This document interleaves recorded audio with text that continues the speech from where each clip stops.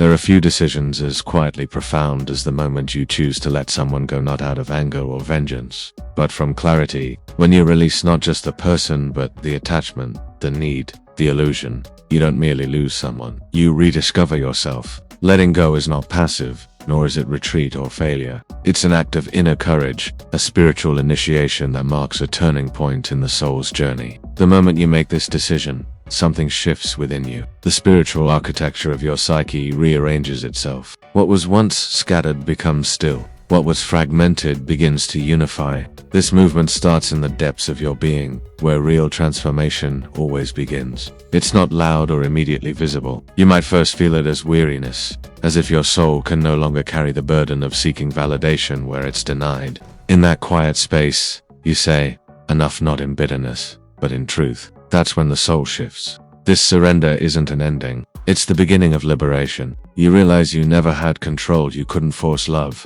understanding, or closeness. All you could do was contort yourself, hoping to be enough. Carl Jung's view on relationships. Carl Jung taught that relationships often mirror our unconscious needs. We project onto others the qualities we lack or desire, casting them as saviors or villains in our inner drama. Letting go breaks these illusions. The person you once placed at the center of your emotional universe begins to shrink to their rightful Caesar, flawed human, not a reflection of your unmet needs. This dissolution of projections is painful but necessary. It's the death of the false self, the one who begged for love, equated worth with being needed, and waited endlessly for reciprocity.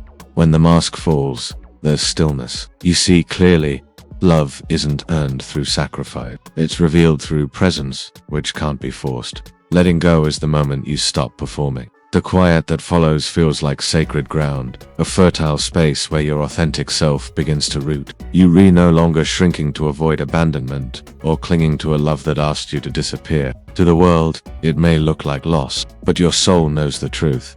Something false has ended, and something real is beginning. The psychology of attachment often distracts us from deeper wounds. We stay entangled not just out of love, but because the relationship hides older pain. When it ends, the container shatters, and everything buried rises to the surface. This flood isn't regression, it's integration. The grief isn't just about the other person, it's about your own silenced parts. Anger, shame, or resentment. These are echoes of moments you tucked away to be lovable. Now, with no one left to appease, your soul demands to be heard.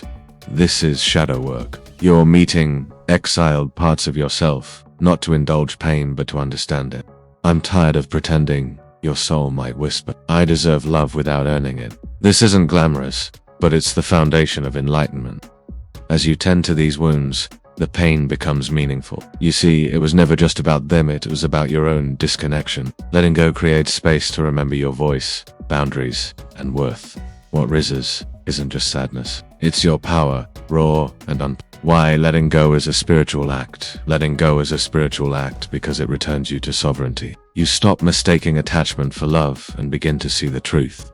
You are always enough. The ego clings to control, believing you can shape another's capacity to love you. But love isn't negotiated, it's freely given. When you release this illusion, you reclaim your energy. The emotional weight lifts, and you realize your value was never tied to their actions. This journey isn't about blaming the other but turning toward yourself with the presence you once sought from them. As projections fade, you see them and yourself. Forgiveness follows.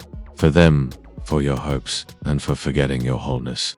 The freedom you gain isn't just from them. It's from the need for external validation. You're no longer trapped in roles or waiting for permission to exist. Spiritual freedom is the peace of knowing you're complete, with or without them. Shadow work.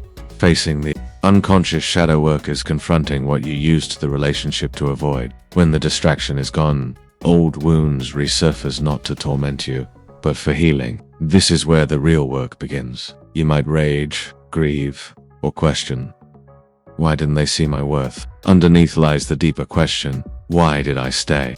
These emotions are guides, pointing to parts of yourself that need acknowledgement. Sit with them. Listen. I'm worthy even when I'm angry, your soul might say. This isn't regression, it's reckoning. Every reclaimed fragment restores your wholeness. The shadow isn't darkness, it's truth that lived without light. Integrating it doesn't destroy you, it completes you. This is how the soul comes home. by facing what was hidden and embracing all of who you are. Signs you're spiritually growing after letting go. You'll notice subtle shifts. The world feels quieter, not emptier. You're no longer drained by hoping or performing. Boundaries solidify, self-respect deepens. You trust your intuition and no longer beg for scraps of love. Emotions become messengers, not threats. You see relationships as mirrors, not life. Most importantly, you feel a calm certainty. Your peace no longer depends on anyone else. You're grounded in your truth, aligned with your purpose. This is spiritual growth. The quiet realization that you've always been whole. The universe supports you, not because you've earned it, but because you belong. Real-life examples of spiritual release. Consider the woman who left a decade-long marriage, terrified of being alone. In the silence, she rediscovered her love for painting, a passion she'd abandoned to please her partner. Or the man who ended a toxic friendship and finally heard his own voice. These stories share a theme.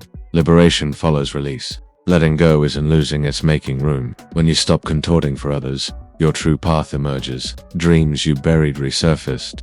You reclaim agency. The empty space fills with something far richer. Your unlived life. Healing and moving forward. Healing isn't linear. Some days, grief returns like a tide. But now, you don't drown in it, you observe. You've learned the difference between missing someone and missing who you were with them. You honor the lessons, but refuse to chain yourself to the past. Forward motion comes from small acts. Saying no. Prioritizing joy. Trusting your timing. You stop waiting for closure, you create it. The universe responds to this alignment, bringing relationships that reflect your worth. Final reflections and takeaways. Letting go isn't an ending, it's a homecoming. You don't lose. You return to yourself. The pain, the growth, the quiet strength, all of it molds you into who you're meant to be. This is the paradox.